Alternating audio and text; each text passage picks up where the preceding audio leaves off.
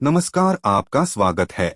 दोस्तों, हमारे हिंदू धर्म में छोटी या बड़ी पूजा को करने के कुछ निश्चित नियम निर्धारित किए गए हैं और इन नियमों का पालन करते हुए ही हमें पूजा पाठ करना चाहिए, क्योंकि तभी हमारी पूजा का कोई अर्थ होता है और हमारी आराधना का फल हमें मिलता है।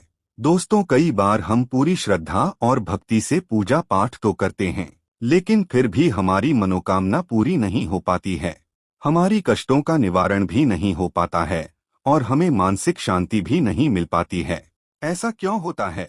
आखिर क्यों आपको आपकी पूजा का मनोवांछित फल प्राप्त नहीं होता और आपका मन हमेशा अशांत रहता है?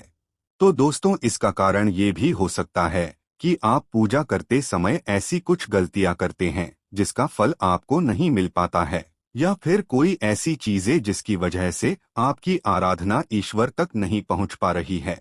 दोस्तों, हमारे शास्त्रों में जितनी भी पूजा सामग्री बताई गई है, उनमें सभी वस्तुओं की अपनी एक विशेषता और महत्व है।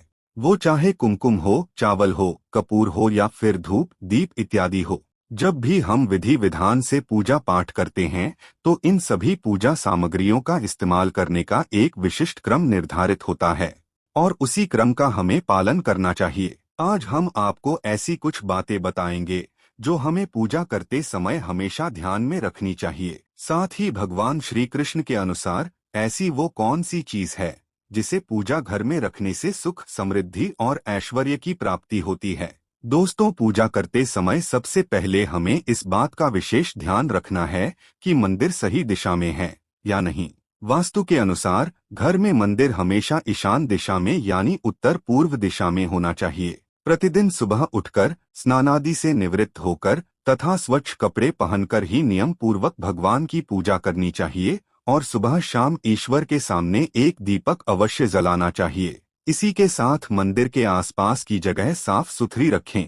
भगवान को नहलाकर कुमकुम का तिलक लगाकर फूल चढ़ाने चाहिए। हालांकि प्रत्येक घर में पूजा के नियम होते हैं। भगवान के नैवेद्यम को कभी भी पूजा के पहले झूठ ना करे और साथ ही भगवान पर चढ़ाए जाने वाले फूलों को, धूप, दीप, अगरबत्ती तथा अन्य किसी भी पूजा सामग्री को कभी भी सूंघकर नहीं देखना चाहिए। ये शास्त्रों की दृष्टि से बिल्कुल सही नहीं माना जाता। दोस्तों, हमारी हर पूजा में कलश का एक अलग ही महत्व होता है। शास्त्रों में कलश पूर्णता का प्रतीक माना गया। चाहे वो सत्यनारायण की पूजा हो, दीपावली या नवरात्रि का पर्व हो या फिर किसी भी प्रकार का उत्सव तथा मांगलिक कार्य हो, कलश की स्थापना किए बिना सभी अधूरा है। दोस्तों, वास्तुशास्त्र के अनुसार पूजा घर भवन का सबसे मुख्य स्थान होता है। इसी स्थान से हमें सकारात्मक ऊर्जा प्राप्त होती है। इसीलिए भवन में पूजा घर का निर्माण करते समय हमें वास्तुशास्त्र में बताए गए महत्वपूर्ण नियमों का पालन अवश्य करना चाहिए। पूजा घर को हम अपने परिवार के रीति रिवाजों के अनुसार सजाते हैं और उसमें अपने आराध्य देवी देवताओं को रखते हैं।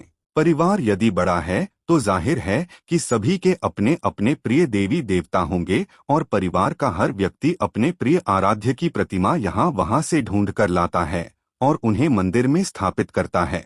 इससे पूजा घर में देवी देवताओं की संख्या बढ़ती ही जाती है, परंतु यह एक गलत बात है। पूजा घर में देवी देवताओं की संख्या सीमित होनी चाहिए, जिससे पूजा करने में आसानी हो सके। और भी कई ऐसी गलतियां हैं जो अक्सर अनजाने में ही हमसे हो जाती है और उन्हें लगातार नजरअंदाज करने पर हमें हमारी पूजा अर्चना का सही फल नहीं मिलता है। इसीलिए हमें पूजा घर में कुछ नियमों को अवश्य ही ध्यान में रखना चाहिए, जिससे हमें अपनी आराधना का सही फल मिल सके। आइए जान लेते हैं पूजा घर से संबंधित महत्वपूर्ण वास्तु नियम। सबसे पहली और बड़ी गलती जो अक्सर हम सभी से हो ही जाती है, वो है मंदिर को अस्वच्छ रखना। पूजा घर में मंदिर को जिसमें आप भगवान को स्थापित करते हैं, वह स्थान कभी भी अस्वच्छ नहीं रखना चाहिए। साथ ही हमें भी पूरी तरह से स्वच्छ होकर ही पूजा घर में जाना चाहिए। चप्पल, जूते पहनकर या गंदे पैरों से पूजा घर में नहीं जाना चाहिए। दूसरी महत्वपूर्ण बात यह है कि हमारी पूजा घर का दरवाजा कभी भी दक्षिण दिशा में खुलने वाला बिल्कुल भी नहीं होना चाहिए। दक्षिण दिशा मृत्यु के देवता यमराज की दिशा मानी जाती है। इस दिशा में भगवान के लिए लगाए गए दिए की जोत भी नहीं होनी चाहिए। इसी प्रकार से देवी देवताओं के मुख दक्षिण दिशा में कदापि नहीं होनी चाहिए। साथ ही यह भी ध्यान रखें कि देवी देवताओं के मुख एक दूसरे के आमने सामने ना हो, तीसरी बात है, पूजा घर में कभी भी खड़े हुए और नाचते हुए गणपति की मूर्ति ना रखें। तांडव करते हुए भगवान शिव की मूर्ति अथवा तस्वीर ना हो। हनुमान जी की तथा माता की रौद्र रूप में फोटो या मूर्ति कभी भी नहीं लगानी चाहिए। किसी भी भगवान की हमेशा ही शांत और बैठी हुई अवस्था में अर्थात विराजमान अवस्था में ही मूर्ति होनी चाहिए। पूजा घर में किसी भी देवता की खंडित मूर्ति कभी नहीं रखनी चाहिए। चौथी बात है, पूजा घर में भूलकर भी किसी जीवित या मृत व्यक्ति की तस्वीर देवताओं के साथ नहीं लगाएं। यह बिल्कुल भी शुभ नहीं माना जाता है।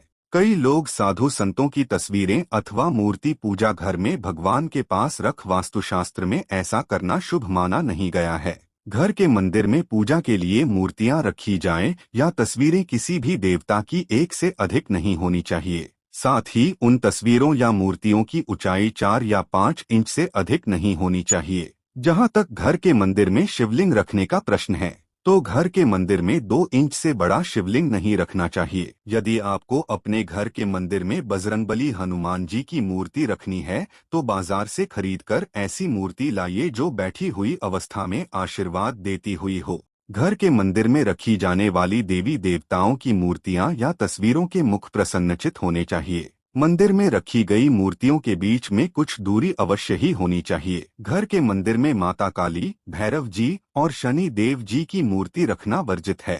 पांचवी बात है, हमारे प्राचीन हिंदू शास्त्रों में 5 देवों की प्रतिमा पूजा बताई गई है। इसीलिए प्रत्येक घर के मंदिर में इन 5 देवताओं की मूर्ति अथवा तस्वीर अवश्य ही होनी चाहिए। मंदिर में सूर्य देव की तस्वीर अवश्य लगाएं। गणेश जी, भगवान विष्णु, मां पार्वती और भगवान शिव, इन 5 देवताओं की पूजा घर में अवश्य होनी चाहिए, तभी वह पूजा घर संपूर्ण होता है। शास्त्रों में यह भी वर्णित है कि पूजा घर में देवी देवताओं की प्रतिमाएं हमारे अंगूठे से बड़ी नहीं होनी चाहिए। यदि इससे बड़ी मूर्तियां हम रखते हैं तो उनकी प्राण प्रतिष्ठा करनी चाहिए और उनकी विशेष पूजा के नियमों का पालन करना चाहिए। ध्यान रहे, पूजा घर में भूल से भी किसी भी देवी देवता की खोखली मूर्ति नहीं रखनी चाहिए। मूर्ति मिट्टी की हो अथवा धातु की, वह कभी खोखली ना हो। ऐसी मूर्तियां जल्दी खंडित हो जाती है। मंदिर में चित्र लगाते समय ध्यान में रहे कि देवी देवताओं के चित्र फटे हुए अथवा धुंधले ना हो। छठी बात है, घर में देवी देवताओं की उग्र प्रतिमा अथवा चित्र भी ना लगाएं। भगवान का जो रूप आपको प्रिय हो वही रूप आपके सामने होना चाहिए। देवताओं के उग्र रूप से मन में भय की स्थिति निर्माण होती है। साथ ही घर के छोटे बालक देवताओं के ऐसे उग्र रूप को देखकर भयभीत हो सकते हैं और उनके मन में भगवान के लिए प्रेम कम होने लगता है। इसीलिए पूजा घर में सदैव ही प्रसन्न मुद्रा वाली मूर्ति ही रखनी चाहिए, जिन्हें देखकर मन में प्रेरणा जागृत हो। सातवीं बात है, प्राचीन काल से जो चलन है उसके अनुसार लकड़ी, पत्थर, सोने, चांदी या पीतल जैसी धातुओं की मूर्तियां ही घर में रखनी चाहिए। वैसे धातु की मूर्तियां महंगी होने के कारण आजकल पत्थर की मूर्तियों को भी बहुत से लोग घर में पूजा के लिए रखते हैं। पाषाण की मूर्ति सर्वश्रेष्ठ मानी गई है क्योंकि इन्हें स्वच्छ करना आसान होता है। धातु की मूर्ति भी उत्तम होती है क्योंकि यह जल्दी नहीं टूटती है। मिट्टी की मूर्ति रखने पर इनके टूटने की संभावना बनी रहती है और इन्हें स्वच्छ करना भी कठिन होता है। इसीलिए घर के मंदिर में ऐसी मूर्तियां रखें जो टूटे नहीं और उन्हें आसानी से स्वच्छ किया जा सके।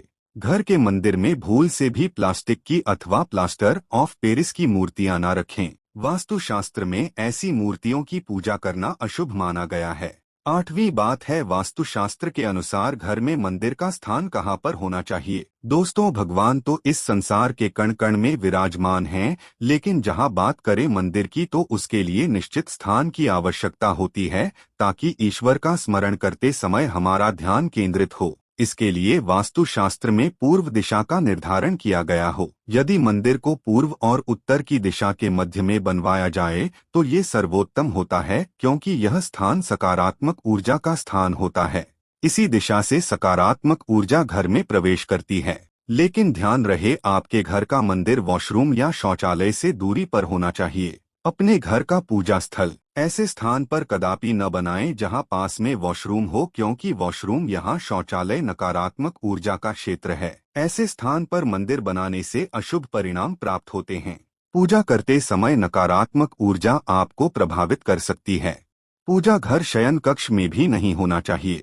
9वीं बात है, घर के मंदिर के संबंध में यह एक महत्वपूर्ण बात यह भी है कि जहां तक हो सके घर का मंदिर आपके उठने बैठने की जगह से ऊंचा होना चाहिए, क्योंकि सभी देवी देवता का स्थान हम सबसे ऊंचा है। यदि घर में पूजा के स्थान के लिए एक अलग ही कमरा दिया जाए तो सर्वोत्तम होगा। घर के मंदिर में कभी भी बिखरा हुआ सामान नहीं होना चाहिए। देवी देवताओं की मूर्तियां, पूजा सामग्री एवं अन्य धार्मिक पुस्तकें आदि अपने अपने स्थान पर रखी होनी चाहिए। कभी कभी ऐसा देखा जाता है कि लोग लापरवाही में पूजा स्थान पर वस्तुओं को बिखरा कर रहे हैं। ये वस्तुएं हमारी पूजा में बाधा निर्माण है, जिससे हमारा ध्यान भटकने लगता है।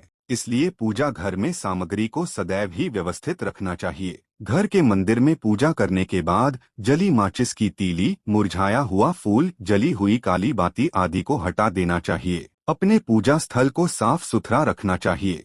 घर के मंदिर में बिक्री और जली हुई माचिस की तीली नहीं होनी चाहिए। यदि दीपक जलाने के लिए आपने पूजा घर में माचिस रखनी ही है तो उसे किसी कागज या कपड़े में छिपाकर रखना चाहिए। उसे सामने नहीं रखना चाहिए।